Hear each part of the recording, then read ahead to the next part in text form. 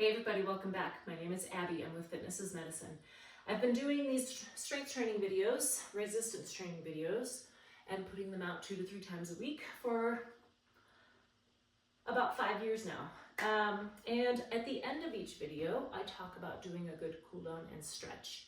And so today I want to demonstrate what that might look like. So after you're warmed up, I think stretching is best done after your muscles are warm. So they're a little bit more elastic, there's more blood flow going on, they're more receptive to a stretch.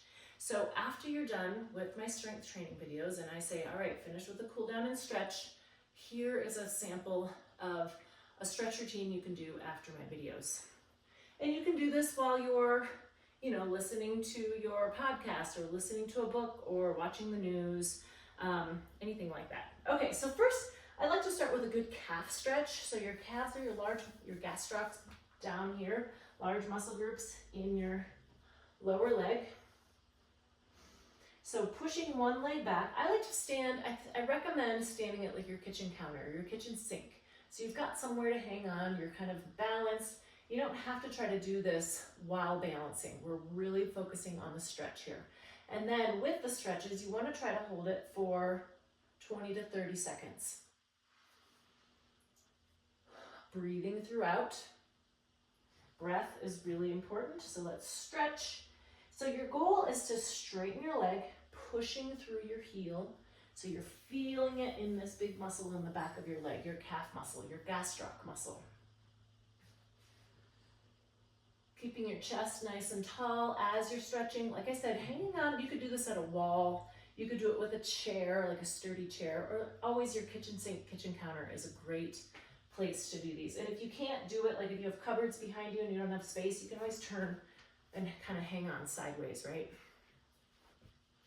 Okay, next I want to stretch the large muscles in the front of your leg, your quadriceps. And so when I do this, I grab my ankle. You want to keep your knees close together. If that is too hard, I brought this chair here, so you could use a kitchen chair. Now, when you go to bend your knee like that, it can be a tendency that your hamstring might want to cramp. So what I always recommend is that you can put your foot up on the chair like this and push your toe into the chair, and that will release your hamstring. If you need a little bit more of a stretch, you can bend your toes.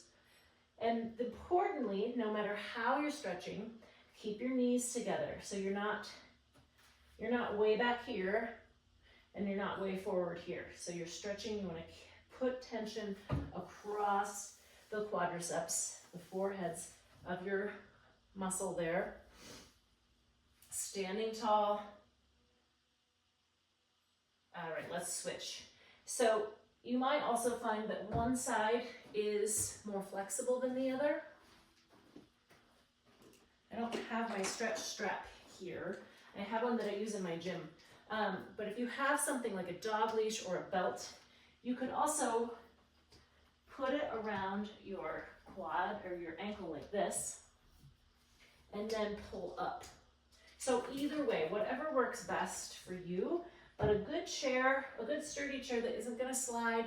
Remember, get it up there, push down with your toe to release that hamstring.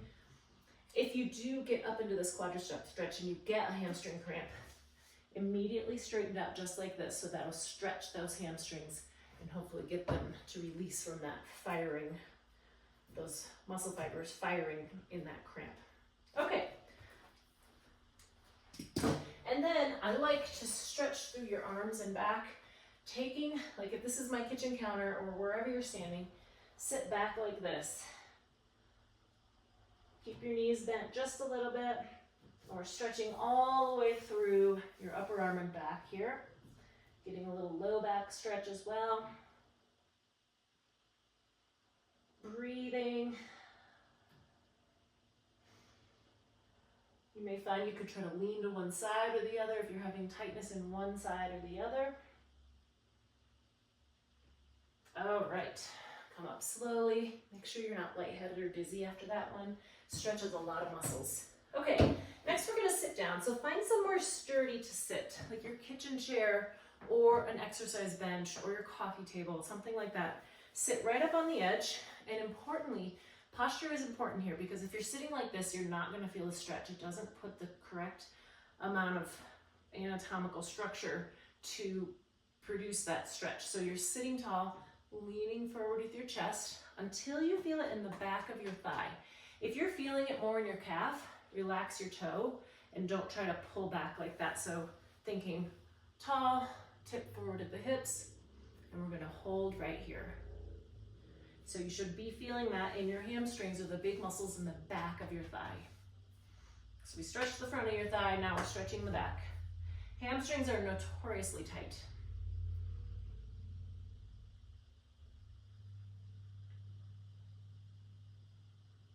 All right, good. We're gonna switch. Stick that other one out. Remember, kind of reset your posture. Tip forward, kind of leading with your chest. It's kind of a tendency to want to tip forward like this, and you're not going to feel the stretch because it's not putting the pull with the correct form to actually stretch those muscles. So sitting tall, leaning forward with your chest.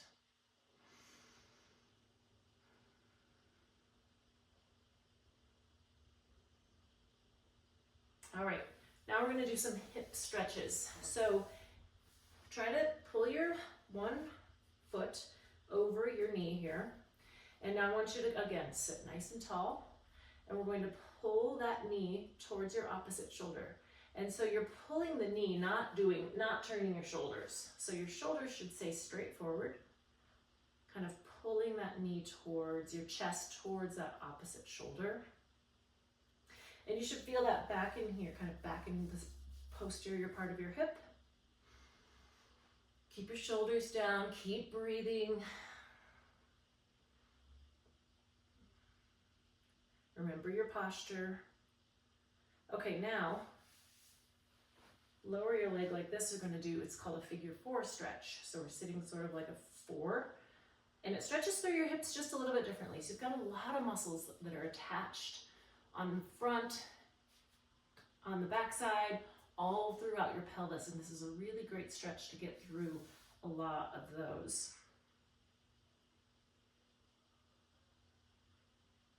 Okay, let's switch. So now I'm going to pull my other foot, grab my knee, think about pulling it towards my opposite shoulder. Remember, I'm pulling my knee, I'm not twisting my shoulder like this. I'm trying to stay nice and tall, working on that posture, breathing. All right, and now sit tall this way, figure 4 stretch. Just gently lean forward, leading with your chest, tipping at your hips. And you may not need to lean forward at all. Maybe just sitting tall, you're feeling it a lot. But if you need a little more, you can lean forward. Keeping those shoulders down, relaxed.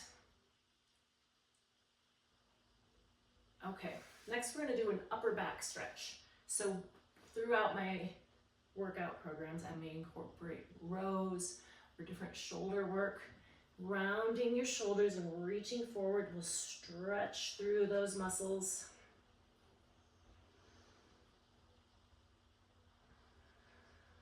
Breathing. And this is the one time I'm going to tell you to round your shoulders. So if you think about your shoulder blades on the back of your rib cage, you're thinking about letting them release and stretching those muscles in between. Really reaching. And then also keeping your shoulders down away from your ears. It's easy to stretch like this. Shoulders down, reach forward. Okay, now we're gonna do a chest opener. This is a good one to do anytime.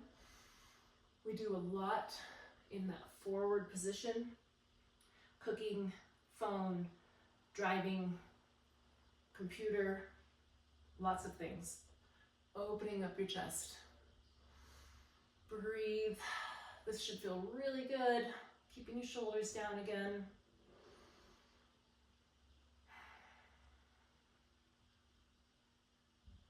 Sometimes we'll do some triceps work. Taking one arm back like this, like you're gonna scratch your back, and then take your other hand to gently stretch. Pulling your elbow. Your triceps are in the back of your arm here.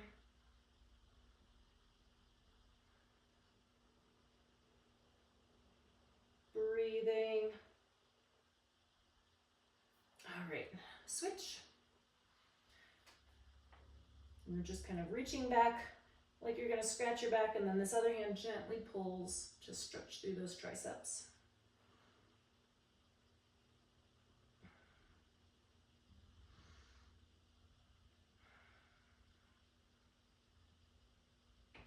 Okay, finally, I like to end with a good neck stretch. So if you've got neck tightness, which a lot of people do, your trapezius, your levator, there's a lot of muscles through your neck that can, if you're holding your stress or holding your tension, let's stretch through there. So you can either reach and tilt your head towards your opposite shoulder, or you can take that hand and put it in the small of your back, and then tilt your head, whichever feels better on your neck. Breathe. Remember, you're just tilting your head here toward your ear. You're not lifting that shoulder. That can be a tendency. So this muscle, these are staying relaxed. These are getting stretched. Okay, slowly release. And we'll try the other side. Remember, you can put your hand in the small of your back or reach out to the side. Whatever feels best on your neck. When you're stretching your neck, I always recommend going slowly, not overstretching, not to the point of pain. You may have a lot of tightness in your neck, so this may feel like it's a good stretch. I always want it to feel like a good stretch, not pain.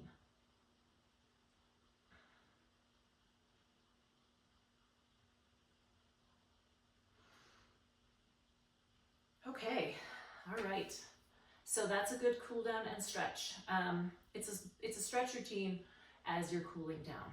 Okay, so if you have any questions, if you need any modifications, or if you need a different specific stretch, there are a lot of stretches, but I wanted to make it something that you could easily do after the workouts and it didn't feel like a job. So let me know if you have any questions, need any modifications. Otherwise, enjoy your stretching and we'll see you next time. Thank you.